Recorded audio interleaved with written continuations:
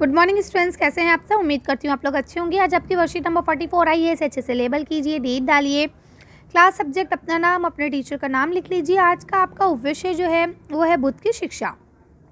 यहाँ लिखा है, पिछली वर्कशीट में आपने पढ़ा कि भावना की माँ ने उसे बुद्ध के जीवन के बारे में बताया। भावना ने आगे बढ़ते हुए अपनी माँ से कहा कि उसे बुद्ध की शिक्षाओं के बारे में भी जानना है। यानी उन्होंने क्या क्या शिक्षा की, अभी तक जीवन के बारे में बताया, अब उसे शिक्षाओं के बारे में भी जानना था। उसकी माँ ने बताया कि बुद्ध ने शिक्षा दी कि ये जीवन कष्टों और दुखों से भरा हुआ है। ठीक है, ऐसा हमारी इच्छाओं और लालसाओं के कारण होता है। यानी हमारे अंदर इच्छाएं हैं, अब वो जब इच्छा पूरी नहीं होती है तभी हमें दुख होता है, तभी हमें कष्ट होते हैं। कभी कभी हम जो चाहते हैं वे प्राप्त कर लेने के बाद भी संतुष्ट नहीं होते एवं और अधिक वस्तु को पाने की इच्छा करने लगते हैं। बिल्कुल ठीक बात है।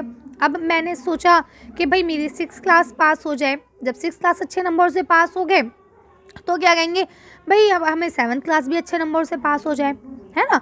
तो क्या कि इंसान की जो इच्छाएं हैं वो कभी ख़त्म नहीं होती हैं, और जब इच्छाएं पूरी हो जाती है तो उसकी संतुष्टि भी पूरी नहीं होती, वो और आगे की इच्छाएं करने लगता है। बुद्ध ने इस इच्छा को तृषा कहा है। यानी क्या कहा है कि ये गलत है, ये नहीं होना चाहिए। उन्होंने लोगों को दयालु होने तथा मनुष्य के साथ साथ जानवरों के जीवन का भी आदर करने की शिक्षा दी है। जैसे आपने देखा होगा बहुत सारे बच्चे, मैंने भी इनफैक्ट देखा है, उस दिन मैंने डांट भी लगाई एक बच्चे की। क्या है, स्ट्रीट में आपके डॉग सो रहे होते हैं, वो आएंगे उसे किक करके चले जाएंगे। ये कितनी गंदी बात है। अगर आप सो रहे हो, आपको कोई किक करे, आपको अच्छा लगेगा, है ना। तो ये क्या है कि हमें अपने जीवन के साथ साथ जो जानवर हैं उनके जीवन की भी आदर करना चाहिए। वे मानते थे कि हमारे कर्मों के परिणाम, चाहे वे अच्छे हों या बुरे हों, हमारे जीवन के साथ साथ बाद के जीवन को भी प्रभावित करते हैं। ये बात बिल्कुल ठीक है। अगर आप अच्छे कर्म करते हैं तो इस दुनिया में भी आपका मुंह उजला रहता है, और कहते हैं कि इसके बाद जो दुनिया है वहाँ पे भी, वो दुनिया भी जिसने देखी है वो लौट के यहाँ आया नहीं, है ना। लेकिन कहते यही है कि भाई इसके बाद भी एक दुनिया है। ठीक है, अगर आप अच्छे काम करते हैं तो आप इस दुनिया में और उस दुनिया में दोनों जगह का जीवन बहुत अच्छे से बिता पाएंगे। बुद्ध ने अपनी शिक्षा उस समय सामान्य लोगों की प्राकृत जो भाषा थी उसमें दी, इससे सामान्य लोग भी उनके संदेश को समझ सके। उन्होंने कोई बहुत मुश्किल और कठिन लैंग्वेज का इस्तेमाल नहीं किया, उन्होंने बहुत अच्छी और साधारण ज़बान का इस्तेमाल करा ताकि सब लोग उनकी शिक्षाओं को समझ सके। अब यहाँ लिखा है किस्सा गौतमी की कहानी। तो यहाँ क्या लिखा है देखते हैं। ये बुद्ध के विषय में एक प्रसिद्ध कहानी है। एक समय की बात है कि किस्सा गौतमी नामक एक स्त्री का पुत्र मर गया। इस बात से वे इतनी दुखी हुई कि वे अपने बच्चे को गोद में लिए नगर की सड़कों पर घूम घूम कर लोगों से प्रार्थना करने लगी कि कोई उसके पुत्र को जीवित कर दे। एक भला व्यक्ति उसे बुद्ध के पास ले गया। अब जाहिर सी बात है, कोई भी माँ हो उसके सामने अगर उसका बच्चा मर जाता है तो वो अपसेट तो होगी ही, परेशान तो वो होगी ही, है ना। अब क्या हुआ, बुद्ध ने कहा मुझे एक मुट्ठी सरसों के बीज लाकर दो, मैं तुम्हारे पुत्र को जीवित कर दूंगा। देखिए, मरना और जीवित करना सिर्फ और सिर्फ भगवान अल्लाह गॉड उनके हाथ में है, बाकी कोई नहीं कर सकता, बुद्ध जी भी नहीं कर सकते, और वो बात ये खुद भी जानते हैं। लेकिन वो एक ऐसा उनसे काम करवा रहे हैं जिससे उन्हें ये पता लग सके कि भाई मरे हुए व्यक्ति कभी भी वापस नहीं आते हैं।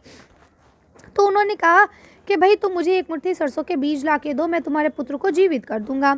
तो अब जो किस्सा गौतमी थी वो बहुत प्रसन्न हुई कि भाई वाह, ये तो बहुत अच्छी बात है, मेरा बेटा जीवित हो जाएगा। पर जैसे ही वे बीज लाने के लिए जाने लगी तभी बुद्ध ने उसे रोका और कहा, ये बीज एक ऐसे घर से मांग कर लाओ जहाँ किसी की मृत्यु ना हुई हो।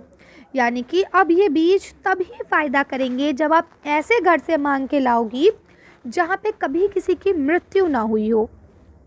ठीक है, किस्सा गौतमी, अब उन्होंने क्या करा, एक दरवाजे से दूसरे दरवाजे गई, लेकिन वे जहाँ भी गई उसने पाया कि हर किसी के घर में किसी न किसी के पिता, माता, बहन, भाई, पति, पत्नी, बच्चे, चाचा, चाची, दादा, दादी किसी न किसी की मृत्यु हुई थी। ठीक है, तो अब ये कहानी आधी है, बाकी कहानी शायद आगे हम कंटिन्यू करें। अगर हम आगे कंटिन्यू नहीं करते हैं तो मैं इससे अगली वाली वीडियो में इसकी कहानी को पूरा करूँगी, तो आप लोग ज़रूर देखिएगा। फिलहाल ये आपको प्रश्न दिया गया है, बुद्ध दुखी माँ को क्या शिक्षा देने का प्रयास कर रहे थे। ठीक है, चलिए इसका आंसर देख के वीडियो फिनिश करते हैं। देखिए, आप इसका आंसर ऐसा लिख सकते हैं, बुद्ध दुखी माँ को ये शिक्षा देने का प्रयास कर रहे थे कि ये दुनिया समाप्त होने वाली चीज़ है, जो आया है उसको जाना भी पड़ेगा और मरे हुए लोग वापस नहीं आते हैं। कर लेंगे। चलिए, तो आज की वीडियो को हम यहीं ख़त्म करते हैं। आज की वर्कशीट में बस इतना ही। अगर आपको हमारी वीडियो पसंद आई हो तो प्लीज़ इसे लाइक और शेयर करें। अगर अभी तक आपने हमारे चैनल को सब्सक्राइब नहीं किया तो प्लीज़ हमारे चैनल को सब्सक्राइब करें। Thank you for watching.